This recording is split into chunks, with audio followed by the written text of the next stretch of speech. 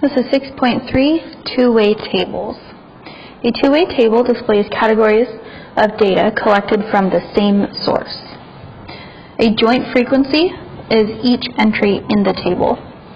So here I have a two-way table, and it shows the number of students who play sports and who do not play sports, and what grades those students are in, 6th and 7th grade. And then I have the totals listed on the sides. These totals are what we call the marginal frequencies.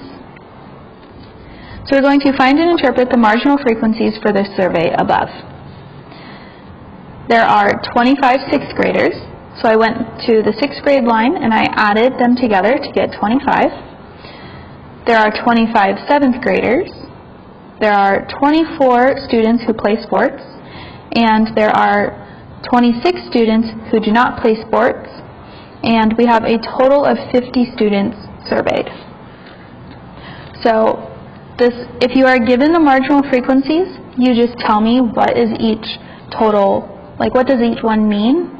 And if you are not given these marginal frequencies, you need to add them and then say what do they mean. You randomly survey students in your middle school about whether they bring their lunch or buy their lunch. The results are shown. Make a two-way table that includes the marginal frequencies. So here we have the results for 6th grade, 7th grade, and 8th grade for who bring their lunch and who buy their lunch. So in my table, I will have space for the students who bring, who buy, 6th, 7th, and 8th grade, and the marginal frequencies along the bottom and along the side. When you make your total of all the students who are surveyed, double check that both your totals in this bottom row and in the far right column, that they add to the same number. If you do not get the same number for this box in the corner, something went wrong and you need to double check your other boxes to make sure your totals are right, that you didn't make a mistake along the way.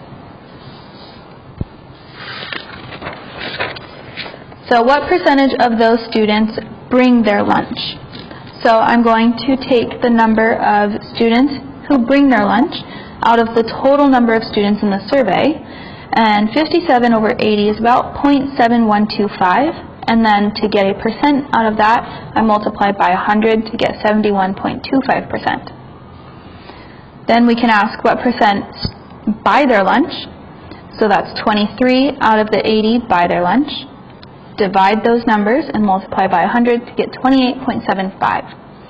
Since these are the two categories, the two options of bring or buy, if I add those percentages together, I would get 100, and that's what I want. Percentage means out of 100, so if my two options add to that, I know that I did something right. And then we can ask, is there a relationship between the age and buying the lunch? So let's look at 6th grade. We have what percentage of 6th graders bring their lunch, what percentage of 6th graders buy their lunch. And so this is where I'm going to use the number it's out of, is the total for each grade. In 7th grade, we have 21 out of 29 bring their lunch, and 8 out of 29 buy, and we can get their percentage here. And in 8th grade, we have 16 out of 19 bring, and 3 out of 19 buy. If I add each grade level together, they will each equal 100, because their two options are bring or buy. So is there a trend?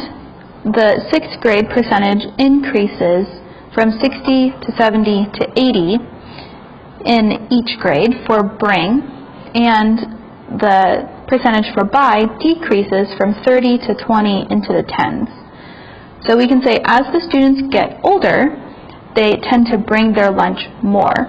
Or we can say more of the younger students tend to buy their lunch compared to the older students.